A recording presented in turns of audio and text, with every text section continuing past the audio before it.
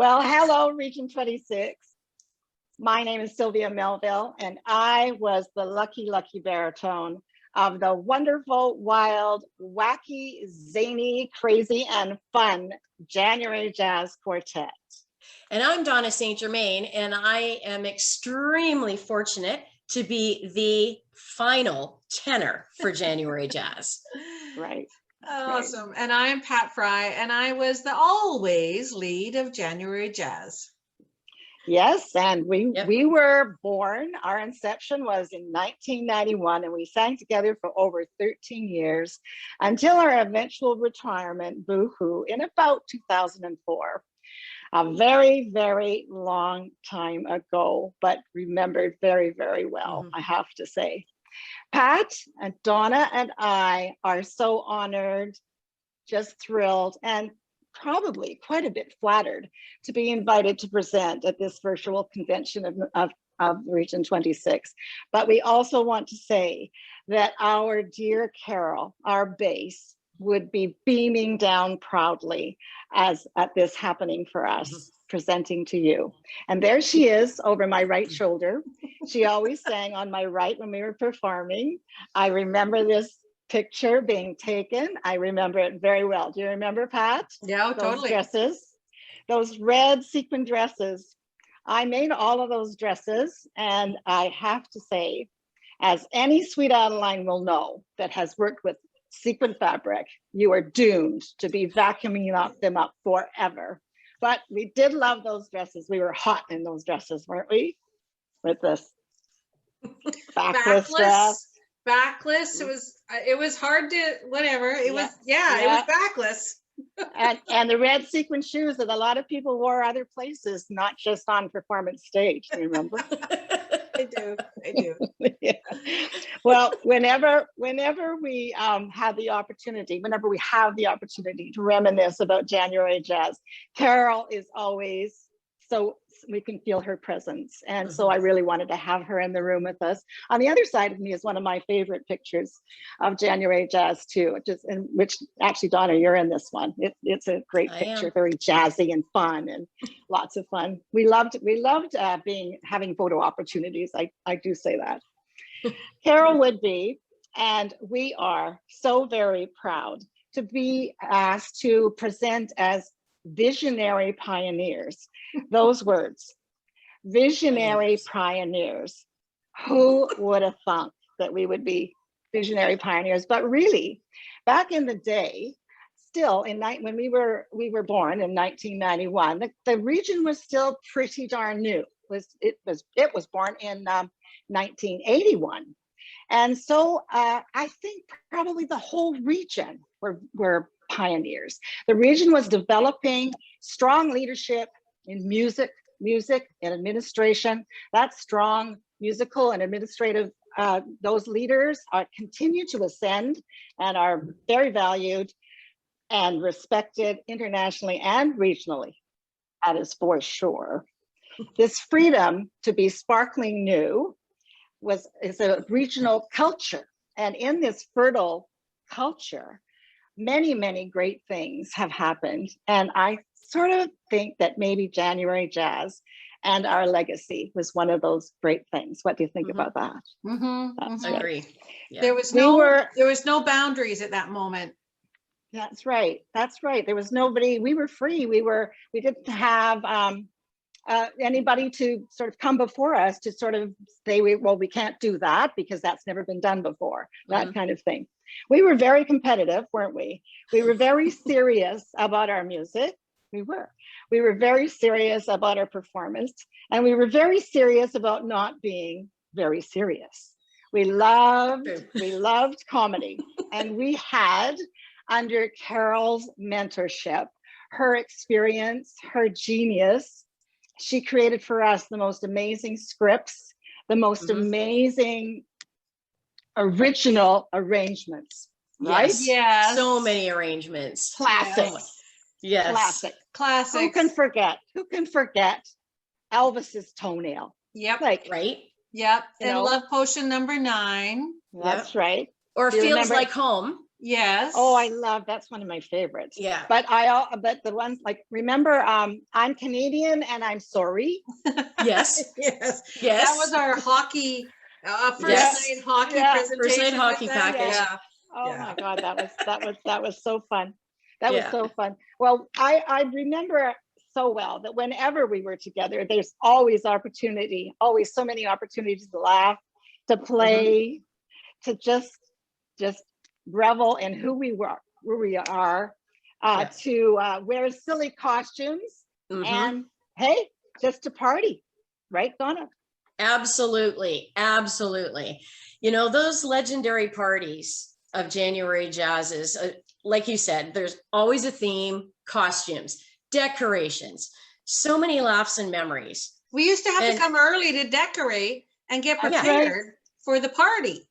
Yes, absolutely. And I mean, even though it all started before I was a member of January Jazz, the stories and memories still live on. And that's something that is so wonderful to me. You know, every regional, we get together and somebody always comes up with a JJ story, you know. That's right. And for example, I mean, you guys always rehash them as well, but like the time, okay, so not just the time, but there may be more than one time, like probably many times, you know, when security guards came to shut down the yes. party, because, you know, they got a little bit loud.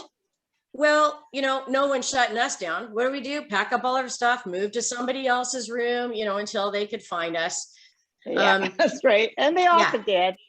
But by that time, it's mean, probably we just had to keep going, you know. keep moving. That was our Moving Thursday on. night at convention, right? Yes. Thursday night at convention, we invited all the compete. It started with all the competing quartets to come and have a casual, non-competitive kind of party with us, and it just grew from there. Yeah, that's right. And one story that I love when you guys talk about it is the one year that the police showed up. So not security, but the police showed up and threatened to take Carol to jail. Fortunately, she talked her way out of that, because, as you know, she could charm her way and talk her way out of absolutely any situation. But it was likely at that point that you guys realized that the parties had kind of grown a little larger and that things needed to change.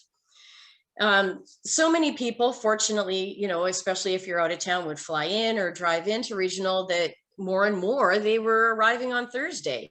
And it was just exciting to see everybody, but hotel rooms are just too small.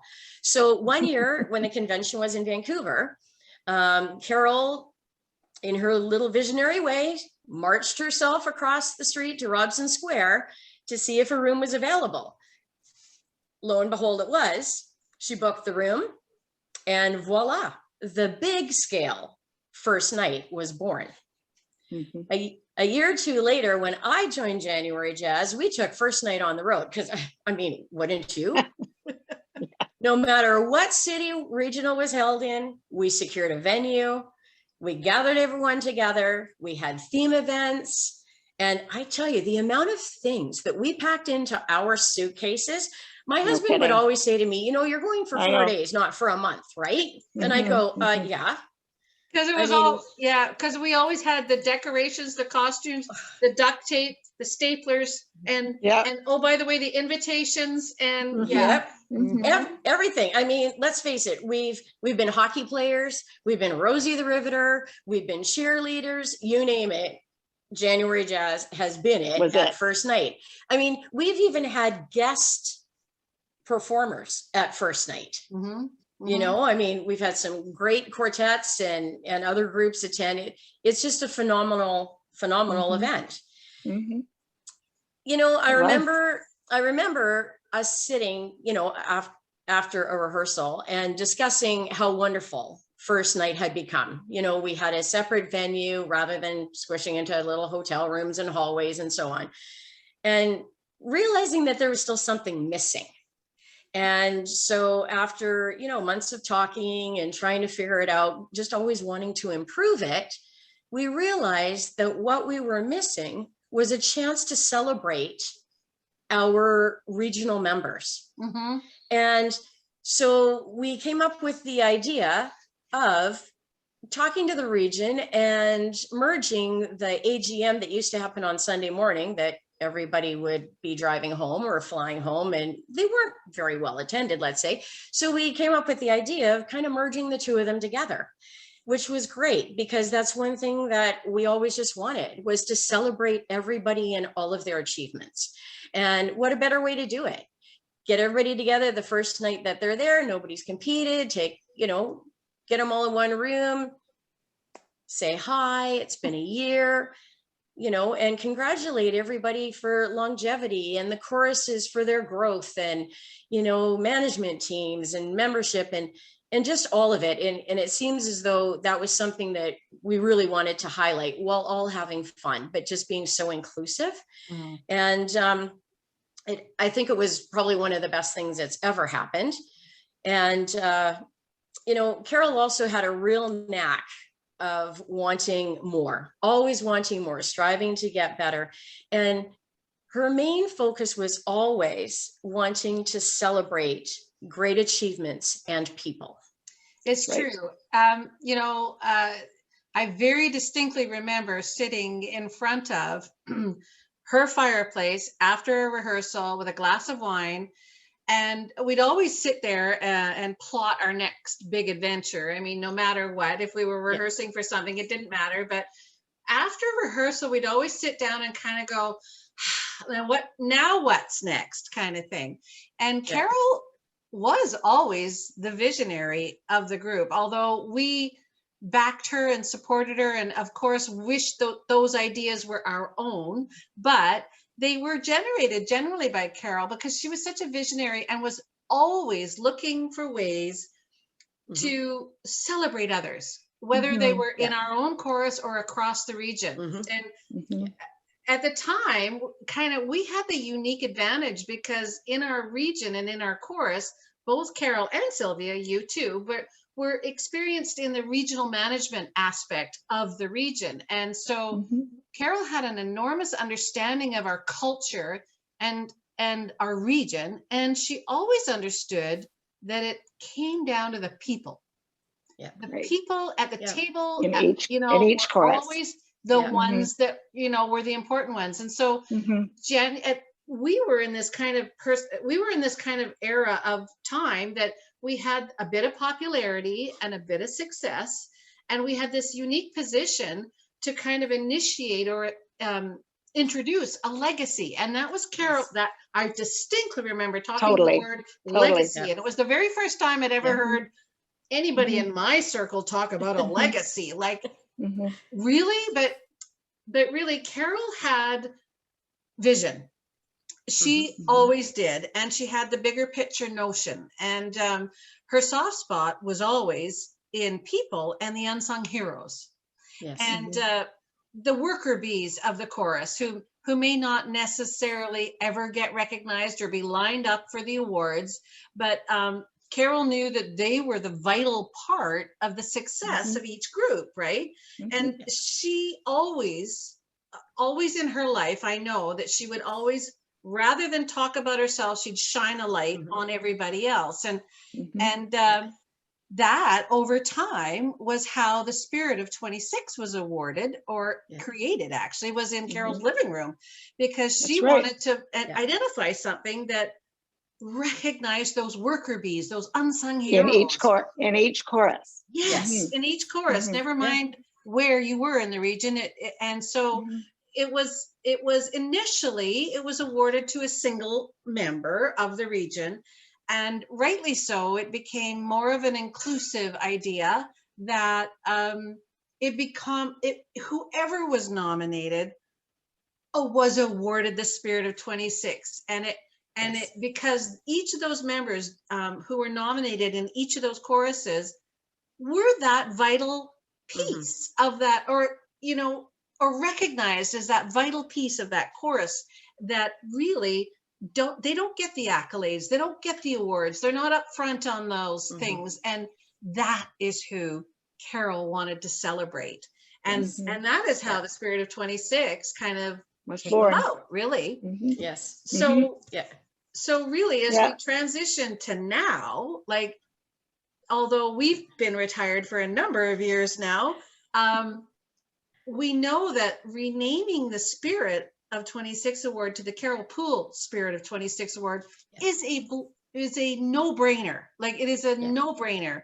She was the visionary of a lot of January Jazz, although she was. all of us participated in some ways, but she was really that one force. step ahead. Yes. And when Carol passed in December, it was devastating for all of us. And it just, when we realized we were approaching another regional convention, and we wanted to honor Carol in any way we could, and I think it was Sylvia, you who brought it forward, to rename the Spirit of 26 to the Carol Poole Spirit of 26 Award. And Carol, it is so fitting, because Carol was putting her region front and foremost.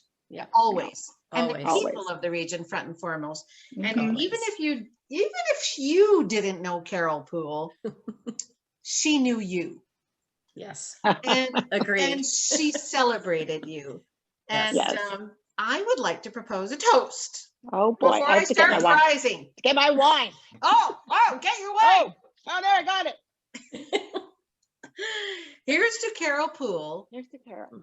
And here's to all the future and foremost upcoming Carol Pooles of the region.